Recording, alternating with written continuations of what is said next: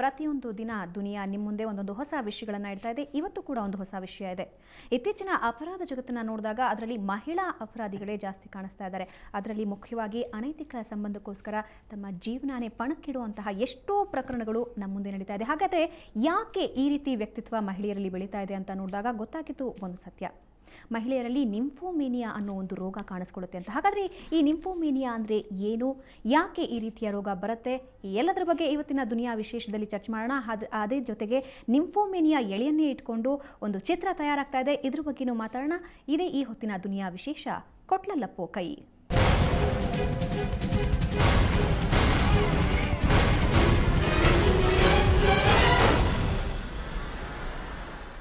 ನಾನು ಈಗಾಗಲೇ ಹೇಳಿದೆ ನಿಂಫೋಮೇನಿಯಾ ಅನ್ನೋ ಒಂದು ರೋಗ ಮಹಿಳೆಯನ್ನ ಕಾಡುತ್ತೆ ಅಂತ. ಹಾಗಾದರೆ ಏನಿದು ನಿಂಫೋಮೇನಿಯಾ, ಇದರಿಂದ ಯಾವೆಲ್ಲ ಪರಿಣಾಮಗಳಾಗುತ್ತೆ ಈ ವರದಿಯಲ್ಲಿ ನೋಡೋಣ. ಕೆಲ ದಿನಗಳ ಹಿಂದಷ್ಟೇ ಮಂಡ್ಯದಲ್ಲಿ ಒಂದು ಘಟನೆ ನಡೆಯಿತು. ಹೆಂಡತಿಯೇ ತನ್ನ ಗಂಡನಿಗೆ ಬಿರಿಯಾನಿಯಲ್ಲಿ ವಿಷ ಹಾಕಿ ಸಾಯಿಸಿಬಿಟ್ಲು. ಕಾರಣ ಏನು ಅಂದ್ರೆ ಪರಪುರುಷನ ಜೊತೆ ಇದ್ದ ಅನೈತಿಕ ಸಂಬಂಧ. ಅಂದ್ರೆ ಇಂತಹ ಮಹಿಳೆಯರಿಗೆ ಇರುವಂತಹ ಅತಿ ಕಾಮಾಸಕ್ತತೆ ಎಂತಹ ಕೆಲಸವನ್ನೂ ಮಾಡಿಸುತ್ತೆ. ತನ್ನ ಕಾಮದಾಹವನ್ನ ತೀರಿಸಿಕೊಳ್ಳೋದಕ್ಕೆ ಏನೆಲ್ಲ ಕಾರ್ಯಕ್ಕೂ ಇವರು ರೆಡಿ ಆಗ್ತಾರೆ. ಇಂತಹ ಮನಸ್ಥಿತಿ ಉಳ್ಳವರಿಗೆ ಮನಃಶಾಸ್ತ್ರದಲ್ಲಿ ನಿಂಫೋಮೇನಿಯಾ ಅಂತಾರೆ. ಈ ರೋಗವುಳ್ಳವರು ತನ್ನ ಕಾಮದಾಹಕ್ಕಾಗಿ ಏನ್ ಬೇಕಾದ್ರೂ ಮಾಡ್ತಾರೆ. ಈ ಕಾಯಿಲೆ ಎಷ್ಟು ಕ್ರೂರ, ಇದನ್ನ ವಾಸಿ ಮಾಡೋದು ಹೇಗೆ ಅನ್ನೋದರ ಬಗ್ಗೆ ಒಂದು ಸಿನಿಮಾ ರೆಡಿ ಆಗ್ತಿದೆ. ಅದುವೇ ಕೊಟ್ಟಳಲ್ಲಪ್ಪೋ ಕೈ. ಕಾಮಾಪೇಕ್ಷಿತ ಮಹಿಳೆ ಏನೆಲ್ಲ ಮಾಡ್ತಾಳೆ, ಹೇಗೆಲ್ಲ ಇರ್ತಾಳೆ ಅನ್ನೋದು ಸಿನಿಮಾ ಕಂಟೆಂಟ್. ಅದಕ್ಕೇನೆ ಕೈ ಕೊಡೋ ಹುಡುಗಿ ಇಲ್ಲಿ ಕಾಮಿನಿ, ಯಾಮಿನಿ ಮತ್ತು ಮದವೇರಿಸೋ ನಾರಿ. ಇರೋ ಸತ್ಯ ಅನ್ನೋ ಹೇಳೋದ್ರಲ್ಲಿ ವಲ್ಗರ್ ಅಂತ ಏನು ಅನ್ಸಲ್ಲ. ಈ ಥರ ಪ್ರಾಬ್ಲಮ್ಸ್ ಇದೆ ಅಲ್ವಾ, ನಾನು ಹೇಳಿದ್ನಲ್ಲ, ಕ್ರೈಮ್ಸ್ ಜಾಸ್ತಿ ಆಗ್ತಾ ಇದೆ. ಯೂಶಲಿ ಲೇಡೀಸ್ ಅಂದರೆ ಏನಂತಾರೆ, ರಿಸಂಬ್ಲೆನ್ಸ್ ಆಫ್ ಲವ್, ಪ್ರೀತಿ ಇದೆ, ಕರುಣೆ, ಇದಕ್ಕೆ ಒಂದು ವುಮೆನ್ಸ್ ಅಂತ ಹೇಳ್ತಾರೆ. ಬಟ್ ಇತ್ತೀಚಿನ ದಿನಗಳೆಲ್ಲ ಅದು ನಡೀತಾ ಇದೆ. ಅದು ನಂಬಲಿಕ್ಕೆ ಆಗೋದಿಲ್ಲ. ಒಂದು ಹುಡುಗಿ ಅಥವಾ ಒಂದು ಹೆಣ್ಣು ಮರ್ಡರು ಈ ಥರದ್ರಲ್ಲೆಲ್ಲ ಅಟೆಂಪ್ಟ್ ಆಗ್ತಾರೆ ಅಂದರೆ ಇಟ್ಸ್ ಅನ್ಬಿಲೀವೇಬಲ್. ಮಹಿಳೆಯರು ಈ ಚಿತ್ರದಿಂದ ಸಾಕಷ್ಟು ಕಲಿಯಬಹುದೆಂಬ ನಂಬಿಕೆ ಅಂತಾರೆ ನಿರ್ದೇಶಕ ರಿಷಿ.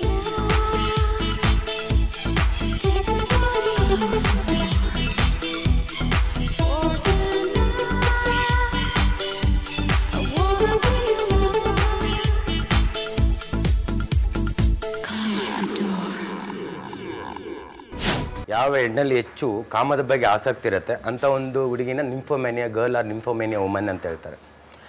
ಅದು ಆ್ಯಕ್ಚುಲಿ ಅದ್ರ ಪ್ರಕಾರ ಅದು ಕೌನ್ಸಿಲಿಂಗು ಪ್ಲಸ್ ಅದಕ್ಕೆ ಮೆಡಿಟೇಷನ್ನು ಒಳ್ಳೊಳ್ಳೆ ಬುಕ್ಸ್ ಓದ್ತಾ ಇದ್ದರೆ ಖಂಡಿತವಾಗ್ಲೂ ಅದನ್ನು ನಾವು ಕಮ್ಮಿ ಮಾಡ್ಕೋಬೋದು. ಅದನ್ನೆಲ್ಲ ಮರೆತುಬಿಟ್ಟು ಪ್ಲಸ್ ಅದ್ರ ಬಗ್ಗೆ ನಾವು ಕಾನ್ಸಂಟ್ರೇಷನ್ ಮಾಡ್ತಿದ್ರೆ ಅದರ ಹೈಪರ್ ಸೆಕ್ಸುಯಾಲಿಟಿಗೆ ಟರ್ನ್ ಆಗೋ ಚಾನ್ಸಸ್ ಇರುತ್ತೆ.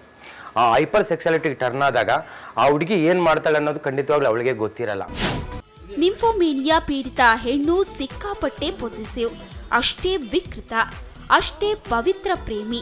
ಅಂತಹ ಎಲ್ಲ ವಿಷಯಗಳನ್ನ ಸಿನಿಮಾದಲ್ಲಿ ತೋರಿಸ್ತಾ ಇದ್ದಾರೆ. ರೇವನ್ ಪಿ ಜೇವು, ಸುವರ್ಣ ನ್ಯೂಸ್ 24/7 ಬೆಂಗಳೂರು. ಇದರ ಬಗ್ಗೆ ನಮ್ಮ ಜೊತೆ ಮಾತಾಡೋದಕ್ಕೆ ಮನೋವೈದ್ಯರಾದಂತಹ ಪಾಲಾಕ್ಷ ಅವರಿದ್ದಾರೆ. ಹಾಗೆ ಈಗಾಗಲೇ ಹೇಳಿದೆ ಚಿತ್ರ ನಿರ್ಮಾಣ ಆಗ್ತಾ ಇದೆ ಅಂತ. ಅದರ ನಿರ್ದೇಶಕರಾದಂತಹ ರಿಷಿ ನಮ್ಮ ಜೊತೆ ಇದ್ದಾರೆ. ಅದರಲ್ಲಿ ನಟನೆ ಮಾಡ್ತಾ ಇರುವಂತಹ ನಟಿ ನಯನಾ ಕೃಷ್ಣ ಅವರು ನಮ್ಮ ಜೊತೆ ಇದ್ದಾರೆ.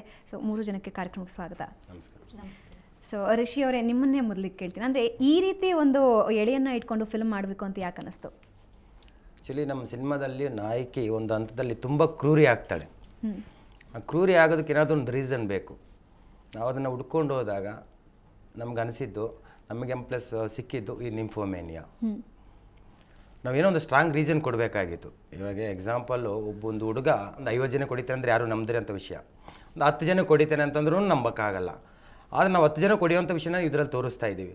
ತೋರಿಸ್ತಾ ಇದ್ರೆ 10 ಜನಕ್ಕೆ ಹೊಡೆಯೋದಕ್ಕೆ ಏನು ಸಾಮರ್ಥ್ಯ ಬೇಕು ಅದನ್ನು ಮೊದಲು ತೋರಿಸ್ತಾ ಇದ್ದೀವಿ. ಒಂದು ಕರಾಟೆ ಕಲಿಸೋದಾಗಿರ್ಬೋದು, ಇಲ್ಲ ಜೂಡೋ ಕಲಿಸೋದಾಗಿರ್ಬೋದು, ಆ ರೀತಿಯಾಗಿ.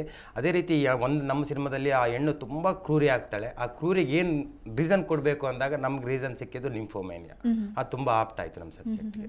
ಓಕೆ ನೈನಾ, ಈ ರೀತಿ ಒಂದು ಕ್ಯಾರೆಕ್ಟರ್ ಅಂದರೆ ಒಂದು ಸ್ವಲ್ಪ ಡಿಫ್ರೆಂಟ್ ಕ್ಯಾರೆಕ್ಟರ್ ಅಂತಲೇ ಹೇಳ್ಬೋದು. ರಿಷಿ ಹೇಳ್ತಿರುವಾಗಲೇ ಗೊತ್ತಾಗುತ್ತೆ ಯಾವ ರೀತಿ ಒಂದು ಕ್ಯಾರೆಕ್ಟರ್ ಇರುತ್ತೆ ಅಂತ. ಅದು ಈ ರೀತಿ ಸ್ಟೋರಿ ಕೇಳಿದಾಗ ಏನು ಅನ್ನಿಸ್ತು ನಿಮಗೆ? ಫಸ್ಟಿಗೆ ನನಗೂ ಆ್ಯಕ್ಚುಲಿ ನೀಟಾಗಿ ಅರ್ಥ ಆಗಿಲ್ಲ. ಆಮೇಲೆ ಗೊತ್ತಾಯಿತು ಇದೊಂದು ತುಂಬಾ ಇದೆ ಈ ಥರ ಪ್ರಾಬ್ಲಮ್ಸ್ ಹೆಣ್ಮಕ್ಳಲ್ಲಿ ಇತ್ತೀಚಿನ ದಿನಗಳಲ್ಲಿ ಈ ಥರ ನಡೀತಾ ಇದೆ. ಸೊ ಆ ಥರ ಒಂದು ಕ್ಯಾರೆಕ್ಟರ್ ಮಾಡಬೇಕಾದ್ರೆ ಡಿಫ್ರೆಂಟ್ ಆಗಿರುತ್ತೆ. ಯೂಶ್ವಲಿ ನಾನು ತುಂಬ ಫಿಲ್ಮ್ಸು ಸೀರಿಯಲ್ಸಲ್ಲೆಲ್ಲ ಮಾಡಿದ್ದೀನಿ, ಅದರಲ್ಲಿ ಯೂಶ್ವಲಿ ಲವ್ ಸೆಂಟಿಮೆಂಟ್ಸ್ ಆ ಥರ ಇರುತ್ತೆ. ಬಟ್ ಇದು ಬಂದುಬಿಟ್ಟು ಒಂದು ಡಿಸೀಸ್, ಒಂದು ಸೈಕೋ ಟೈಪ್ ಆಫ್ ಕ್ಯಾರೆಕ್ಟರ್. ಈ ಥರ ಅದನ್ನು ಇನ್ವಾಲ್ವ್ ಆಗಿ ಮಾಡಬೇಕು ಅಂದರೆ ರಿಯಲಿ ಇಟ್ಸ್ ನಂಗೆ ತುಂಬಾ ಖುಷಿ ಆಗ್ತಾ ಇದೆ. ಓಕೆ, ಫಲಾಕ್ಷ ಅವರೇ, ಏನಿದು ನಿಂಫೋಮೇನಿಯಾ, ಯಾಕೆ ಬರುತ್ತೆ ಇದು? ನೋಡಿ, ನಿಂಫೋಮೇನಿಯಾ ಅಂದರೆ ಕಡ್ಡಾಯ ಲೈಂಗಿಕ ವರ್ತನೆ ಅಂತ. ಅದರಲ್ಲಿ ಅದಕ್ಕೆ ಬೇರೆ ಹೆಸರುಗಳಿದ್ದಾವೆ. ಎರೋಟೋಮೇನಿಯಾ ಅನ್ಬೋದು, ಹೈಪೋಸ್ಥೆಸಿಯಾ ಅನ್ಬೋದು, ಏನು ಬೇಕಾದ್ರೆ ಹೇಳ್ಬೋದು.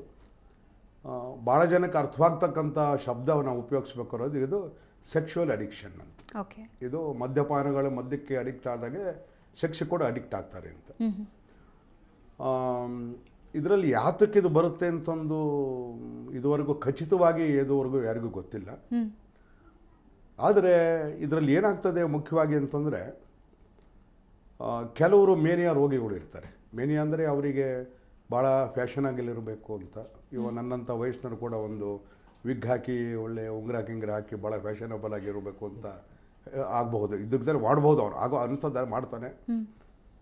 ಆಮೇಲೆ ಸಾಮಾಜಿಕ ಒಂದು ಚಟುವಟಿಕೆ ಹೆಚ್ಚುತ್ತೆ, ಪರಿಚಯದೆಲ್ಲ ಪರಿಚಯ ಮಾಡ್ತಾನೆ.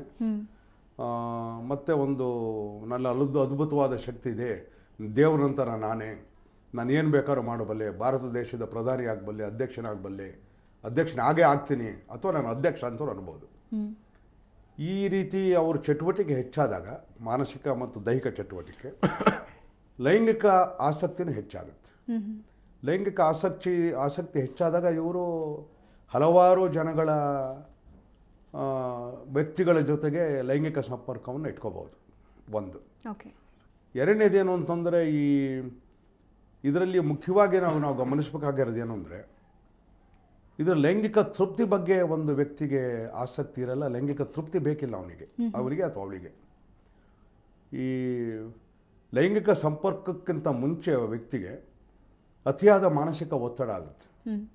ಮಾಂಸಖಂಡಗಳು ಬಿಗಿಯಾಗೋದು, ಅಥವಾ ಎದೆಯಲ್ಲಿ ಡವಗುಟ್ಟೋದು, ಬಾಯಿ ಗಂಟಲು ಒಣಗೋದು, ಸುಸ್ತಾಗೋದು, ದೇಹ ಹಗುರವಾದಂಗೆ ಆಗೋದು, ಈ ರೀತಿ ಬರುತ್ತೆ. ಲೈಂಗಿಕ ಸಂಪರ್ಕದಿಂದ ಅವನ ಆತಂಕ ಕಮ್ಮಿ ಆಗುತ್ತೆ. ಅವನಿಗೆ ಲೈಂಗಿಕ ತೃಪ್ತಿ ಬೇಕಿಲ್ಲ, ಆತಂಕದಿಂದ ಹೊರಗಡೆ ಬರ್ತಕ್ಕಂಥ ತೃಪ್ತಿ ಸಮಾಧಾನ ಬೇಕಷ್ಟೇ ಅವನಿಗೆ. ಇದರಿಂದ ಆಗುತ್ತೆ. ಓಕೆ ರಿಷಿ ಅವರೇ, ಅಂದರೆ ಇವಾಗ ಫಲಾಕ್ಷ ಅವ್ರು ಹೇಳಿದ್ದನ್ನೆಲ್ಲ ನಿಮ್ಮ ಫಿಲ್ಮಲ್ಲಿ ಅಳವಡಿಸ್ಕೊಂಡಿದ್ದೀರಾ ಹೇಗೆ? ಖಂಡಿತವಾಗ್ಲೂ ಅಳವಡಿಸ್ಕೊಂಡಿದ್ದೀವಿ.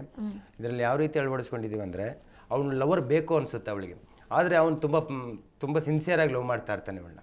ಆ ಒಂದು ಕಾರಣದಿಂದ ನನಗೆ ಯಾಕೆ ಹಿಂಗೆ ಆಗುತ್ತೆ ಅಂತ ಒಬ್ಬ ಸೆಕ್ಸಾಲಜಿಸ್ಟ್ ಹತ್ರ ಹೋದಾಗ ಅವ್ರು ಹೇಳ್ತಾರೆ, ನೋಡಿ ಈ ಥರ ಅಂತ ಅಂದ್ಬಿಟ್ಟು ಅದ್ರ ಬಗ್ಗೆ ಎಲ್ಲ ಡೀಟೇಲ್ಸ್ ಕೊಟ್ಬಿಟ್ಟು ಅದಕ್ಕೆ ಸೊಲ್ಯೂಷನ್ನು ಹೇಳ್ತಾರೆ. ಕೆಲವು ಸಂದರ್ಭದಲ್ಲಿ ಆ ಸೊಲ್ಯೂಷನ್ನ ಅವಳು ಫಾಲೋ ಮಾಡೋಕ್ಕಾಗಲ್ಲ. ಅದರಿಂದ ಏನು ಪರಿಣಾಮ ಆಗುತ್ತೆ ಅನ್ನೋದು ಇದರಲ್ಲಿ ತೋರಿಸ್ತಾರೆ. ಅಲ್ಲ, ನೀವು ಮೆಂಟಲಿ ಯಾವ ರೀತಿ ಪ್ರಿಪೇರ್ ಆದ್ರಿ? ಯಾಕೆಂದರೆ ಒಂದು ರೋಗದ ಬಗ್ಗೆ ನೀವು ಜನಕ್ಕೆ ತೋರಿಸ್ತಾ ಇದ್ದೀರಾ ಅಂದರೆ, ಇತ್ತೀಚಿನ ದಿನದಲ್ಲಿ ಸಿನಿಮಾ ನೋಡಿ ಎಂಜಾಯ್ ಮಾಡೋದಕ್ಕಿಂತ ಅದನ್ನು ನೋಡಿ ಕಲಿಯೋದಕ್ಕೆ ಜಾಸ್ತಿ ಜನ ಇಷ್ಟಪಡ್ತಾರೆ. ಇವಾಗ ನೀವು ಒಂದು ವಿಷಯನ ಜನರ ಮುಂದೆ ತರ್ತಾ ಇದ್ದೀರಾ ಅಂದರೆ ಅದ್ರ ಬಗ್ಗೆ ಇನ್ ಡೀಟೇಲ್ ಆಗಿ ಹೋಗಬೇಕಾಗತ್ತೆ. ಸೊ ಯಾವ ರೀತಿ ಪ್ರಿಪೇರ್ ಆದ್ರಿ? ಸುಮಾರು ಜನ ನಾನು ಅವ್ರನ್ನ ಮೀಟ್ ಮಾಡಿದ್ದೀನಿ, ಅವ್ರ ಹತ್ರ ತಿಳ್ಕೊಂಡಾಗ ನಮ್ಮ ಸಬ್ಜೆಕ್ಟಿಗೆ ತುಂಬ ಆಪ್ಟ್ ಅನಿಸ್ತು ಅದು ನೋಡಿದಾಗ. ಪ್ಲಸ್ ಅದ್ರ ಬಗ್ಗೆ ಎಲ್ಲರಿಗೂ ಗೊತ್ತಾಗುತ್ತೆ, ತುಂಬ ಕಮ್ಮಿ ಜನಕ್ಕೆ ಗೊತ್ತಿದೆ ನಿಂಫೋಮೇನಿಯಾ ಅನ್ನೋದು. ನಮ್ಮ ಸಿನಿಮಾ ನೋಡಿದಾಗ ಆ ರೀತಿ ಏನಾದರೂ ಡಿಸೀಸ್ ಇದ್ದರೆ ಖಂಡಿತವಾಗ್ಲೂ ಅವ್ರು ಡಾಕ್ಟರ್ನ ಕನ್ಸಲ್ಟ್ ಮಾಡೇ ಮಾಡ್ತಾರೆ. ಒಂದು ಹುಡುಗಿ ಒಂದು ಫಿಲ್ಮಲ್ಲಿ ಮಾಡ್ತಿದ್ದಾಳೆ ಅಂದರೆ ಅವರು ನಾರ್ಮಲಿ ಹೇಳೋದು ಒಳ್ಳೆ ಹುಡುಗಿ ಕ್ಯಾರೆಕ್ಟರ್ ಸಿಗಲಿ, ಅಥವಾ ತುಂಬ ಹೋಮ್ಲಿ ಫೇಸ್ ಸಿಗಲಿ, ಅಂತಹದ್ದು ಯಾವುದೋ ಲುಕ್ದು ಸಿಗಲಿ ಅಂತಾರೆ ಹೊರತು ಈ ರೀತಿ ಒಂದು ಕ್ಯಾರೆಕ್ಟರ್ನ ಒಪ್ಕೊಳ್ಳೋದು ತುಂಬ ಕಷ್ಟ. ಸೊ ಏನು ಅನಿಸ್ತಾ ಇತ್ತು ಅವಾಗ ಒಪ್ಕೊಳ್ಳೋಕೆ ಮುಂಚೆ?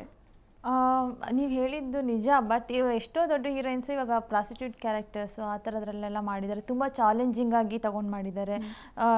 ಎಕ್ಸಾಂಪಲ್ಸ್ ತುಂಬಾ ಇದೆ. ರೇಖಾ ಅವರಿರ್ಬೋದು, ಮತ್ತು ಕರೀನಾ ಕಪೂರ್ ಅವರಿರ್ಬೋದು, ತುಂಬ ಜನ ಆ ಥರ ನೆಗೆಟಿವ್ ಕ್ಯಾರೆಕ್ಟರ್ಸಲ್ಲಿ ಕಾಣಿಸ್ಕೊಂಡು ಅವ್ರ ಟ್ಯಾಲೆಂಟ್ನ ಅವ್ರು ಪ್ರೂವ್ ಮಾಡಿದ್ದಾರೆ. ಈಗ ಒಂದು ಆರ್ಟಿಸ್ಟ್ ಆಗಿ ಒಳ್ಳೆಯವರಾಗೆ ಕಾಣಿಸ್ಕೋಬೇಕು ಅಂತ ಏನಿಲ್ಲ. ಅವರು ರೌಡಿಯಾಗಿ ಕಾಣಿಸ್ಕೋಬೋದು, ನೆಗೆಟಿವ್ ಆಗಿ ಕಾಣಿಸ್ಕೋಬೋದು, ಇಲ್ಲ ಲೋ ಲೆವೆಲ್ ಭಿಕ್ಷುಕಿಯಾಗಿ ಕಾಣಿಸ್ಕೋಬೋದು. ಬಟ್ ಆರ್ಟಿಸ್ಟ್ಗೆ ಮುಖ್ಯವಾಗಿ ಅದರಲ್ಲಿ ನಾವು ಹೇಗೆ ಇನ್ವಾಲ್ವ್ ಆಗ್ತೀವಿ, ನಾವು ಎಷ್ಟು ನ್ಯಾಚುರಲ್ ಆಗಿ ಮಾಡ್ತೀವಿ ಅನ್ನೋದು ತುಂಬ ಇಂಪಾರ್ಟೆಂಟ್. ಓಕೆ, ನಿಮ್ಮ ಜೊತೆ ಇನ್ನಷ್ಟು ಚರ್ಚೆ ನಡೆಯುತ್ತೆ. ವೀಕ್ಷಕರೇ, ಈಗಾಗಲೇ ನಾವು ನಿಂಫೋಮೇನಿಯಾ ಬಗ್ಗೆ ಸಾಕಷ್ಟು ಮಾತಾಡಿದ್ವಿ. ಹಾಗಾದರೆ ಇದರ ವಿಧಗಳಿದೆಯಾ? ಯಾವೆಲ್ಲ ರೀತಿಯ ಸಿಂಪ್ಟಮ್ಸ್ ಇರುತ್ತೆ? ಈ ಎಲ್ಲದರ ಬಗ್ಗೆ ಚರ್ಚೆ ನಡೆಯುತ್ತೆ. ಅದಕ್ಕೂ ಮುಂಚೆ ಒಂದು ಬ್ರೇಕ್. ಧನ್ಯವಾದಗಳು.